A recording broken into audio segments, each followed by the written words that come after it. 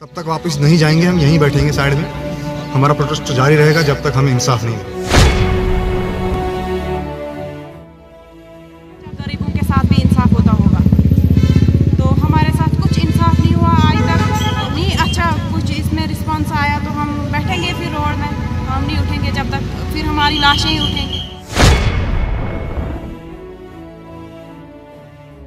Protest इस बारे में हमारा जो भाई हैदरपुरा में शहीद हुआ था, 1 महीना 10 दिन हो चुके हैं, तो हमने जो अभी तक कोई रिपोर्ट नहीं आई उसकी। अभी हम गवर्नर साहब के पास भी गए थे, डीसी साहब रामन के पास भी गए थे। एडमिनिस्ट्रेशन ने तो हमें धोखा दिया है, क्योंकि अब बहुत ज़्यादा हम मजबूर हो चुके हैं, इसलिए आज हम यहाँ पे प्रोटेस्ट करने आए हैं। अभी एसपी मैडम रामन से आई है, उन्होंने कहा आप पहले हमसे बात कर लो, अभी हम बैठ के बात करेंगे। मैं डीसी साहब जो रामबन में उसको बुलाती हूँ, उसके बाद अगर आपको हम पूरा अमन तरीके से करेंगे प्रोटेस्ट। यहाँ पे कोई रोड ब्लॉक नहीं करेंगे, कुछ नहीं करेंगे। हम तब तक वापस नहीं जाएंगे, हम यहीं बैठेंगे साइड में।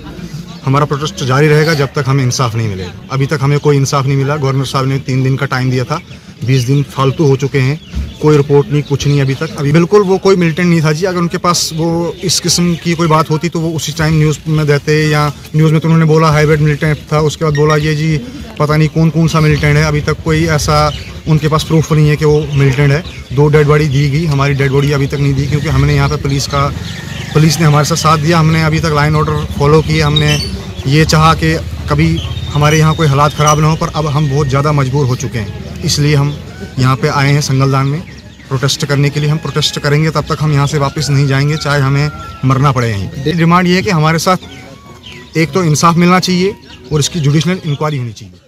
तो हम बहुत तंग हो गए, आज यहाँ पे आए थे प्रोटेस्ट करने के लिए। हमारे पास और कोई चारा खा नहीं, क्योंकि हम डीसी साहब के पास भी गए थे, गवर्नर साहब के पास भी गए थे। गवर्नर साहब ने 2 दिन का टाइम दिया था मेरे पापा को कि 2 दिन के बाद आपकी बॉडी वापस हम कर लेंगे, इसमें अच्छी तरह इन्वेस्टिगेशन, तो जो कसूरवार होगा उसको सज़ा मिलेगी। तो उसके बाद आज 15 दिन हो गए, उनकी रिपोर्ट भी कुछ नहीं आई। अब हमें भरोसा ही नहीं है किसी पे, हम क्या करें? हम गरीब लोग हैं, कोई सुनता ही नहीं है हमारी। हम यही चाहते हैं कि हमें बॉडी वापस मिले।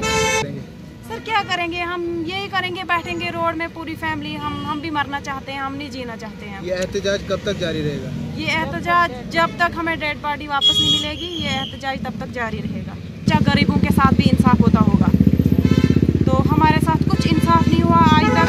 तो आज के बाद हम यही करेंगे, अगर हमारे साथ मतलब नहीं अच्छा कुछ इसमें रिस्पांस आया तो हम बैठेंगे फिर रोड में, हम नहीं उठेंगे जब तक फिर हमारी लाशें ही उठेंगी। जितनी हमारी फैमिली है, हम पूरे यहाँ रोड में बैठेंगे। जब हमें मार दें फिर कोई इनको बोलने वाला भी नहीं होगा, ना कोई पूछने वाला होगा, क्योंकि हम अब तंग आ गए, हम घर में भी नहीं रहना चाहते। हमने लॉ ऑफ ऑर्डर को मेंटेन रखा, यहाँ पे कोई वायलेशन नहीं की, कोई नाराबाजी नहीं की, कोई पत्थरबाजी नहीं की, लिहाजा हमें कोई इंसाफ नहीं मिला।